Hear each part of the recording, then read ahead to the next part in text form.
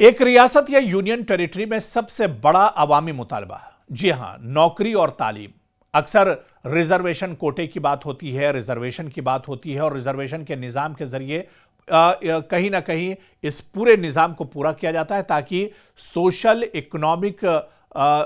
जो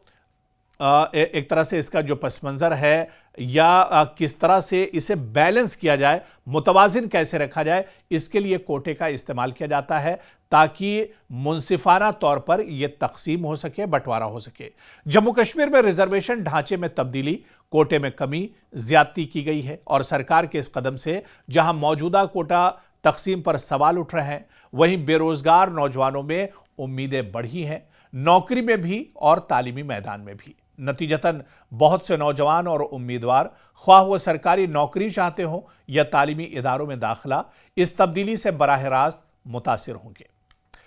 आप देखिए कि साल 2019 के बाद जब जम्मू कश्मीर रिजर्वेशन रूल्स 2025 में तरमीम की गई, तब कोटा पॉलिसी में फेरबदल हुआ। रिजर्व कैटेगरीज यानी SC, ST, ST1, ST second, RBA, OBC, EWS और ALC, IB का हिस्सा बढ़ गया और ओपन मेरिट यानी जो जनरल कैटेगरी थी वो एक तरह से गैर महफूज हो गया और उसका हिस्सा तकरीबन 30% रह गया। इसका नतीजा यह रहा कि रिजर्वेशन निजाम के तहत बड़ी तादाद में अफराद को फायदा हुआ, मगर ओपन मेरिट उम्मीदवारों को जो जनरल कैटेगरी के थे उनको हिस्सा कम मिला, जिस पर खास तौर पर नौजवान और मेरिट तलबा ने तहफ्फुजात का इजहार किया। उन्होंने कहा कि वो अपने आप को ठगा हुआ महसूस करते हैं। साल 2024 के दिसंबर में हुकूमत ने एक सब कमेटी CSC तश्कील दी थी ताकि डेटा, दरख्वास्तों के रुझानात, नतायज और शिकायत की रोशनी में निज़ाम का जायजा लिया जा सके और इस रिजर्वेशन पर असर-ए-नौ काम किया जा सके। इसके बाद काबीना ने इकोनॉमिकली वीकर सेक्शंस कोटे को 7% से कम करके तकरीबन 3% कर दिया है और इसी तरह से RBA यानी रेजिडेंट्स ऑफ बैकवर्ड एरियाज के कोटे में 3% कम करके इसे 7% कर दिया, जो पहले 10% था। तो ये दरअसल कदम सरकार का जो इशारा मिल रहा है कि सरकार की कैबिनेट ने जो मंजूरी दी है और अब इसे दरअसल इस तकसीम को बराबर करने की सरकार की कोशिश है ताकि जो ओपन मेरिट या जनरल कैटेगरी के जो उम्मीदवार हैं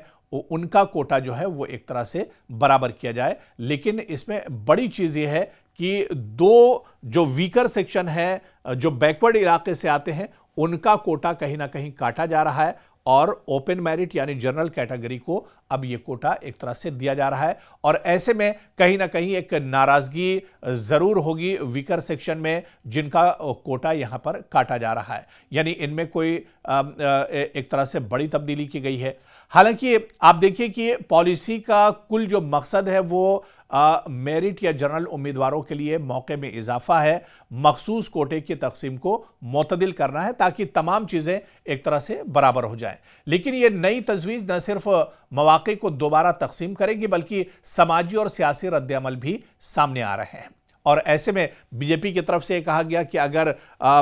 जो गरीब हैं, जो परेशान हैं, उनका कोटा अगर हटाया गया तो वो आंदोलन करेंगे। इसी तरह से कुछ और जमातों की तरफ से भी यही कहा गया और ख़ासतौर से जो वीकर सेक्शन है, जो पिछड़े हुए हैं, जिनका कोटा काटा गया है, उन्होंने भी यही बात कही है कि अगर उनका कोटा कम किया जाता है तो फिर वो एक तरह से आंदोलन करेंगे। लेकिन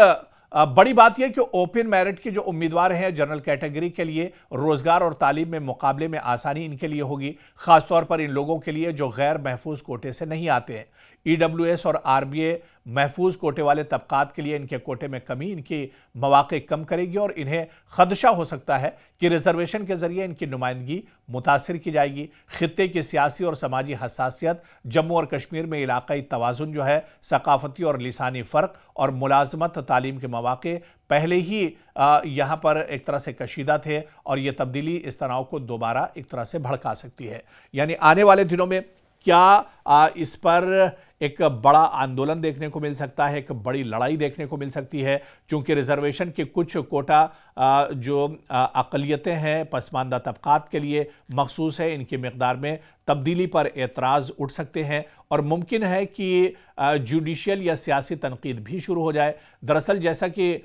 खबरों में है कि अगर पॉलिसी मंजूर होती है तो वर्टिकल रिजर्वेशन में जो ओपन मेरिट है उन्हें 50% तक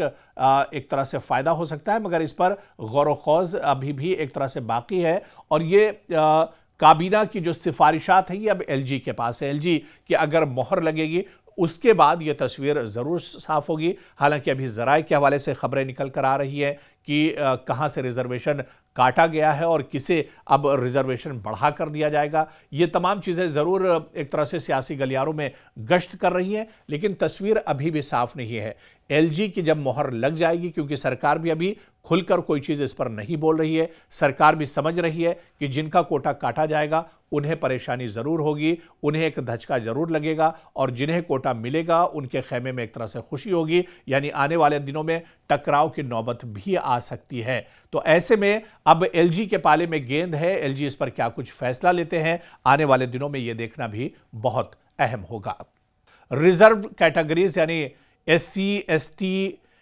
ST1, ST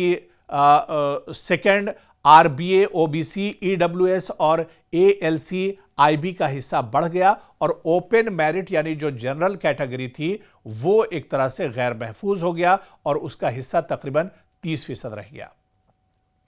इसका नतीजा यह रहा कि रिजर्वेशन निजाम के तहत बड़ी तादाद में अफराद को फायदा हुआ, मगर ओपन मेरिट उम्मीदवारों को जो जनरल कैटेगरी के थे उनको हिस्सा कम मिला, जिस पर खास तौर पर नौजवान और मेरिट तलबा ने तहफ़्फ़ुज़ात का इजहार किया। उन्होंने कहा कि वो अपने आप को ठगा हुआ महसूस करते हैं। साल 2024 के दिसंबर में हुकूमत ने एक सब कमेटी CSC तश्कील दी थी ताकि डेटा, दरख्वास्तों के रुझानात, नतायज और शिकायत की रोशनी में निज़ाम का जायजा लिया जा सके और इस रिजर्वेशन पर असर-ए-नौ काम किया जा सके। इसके बाद काबीना ने इकोनॉमिकली वीकर सेक्शंस कोटे को 7% से कम करके तकरीबन 3% कर दिया है और इसी तरह से RBA यानी रेजिडेंट्स ऑफ बैकवर्ड एरियाज के कोटे में 3% कम करके इसे 7% कर दिया, जो पहले 10% था।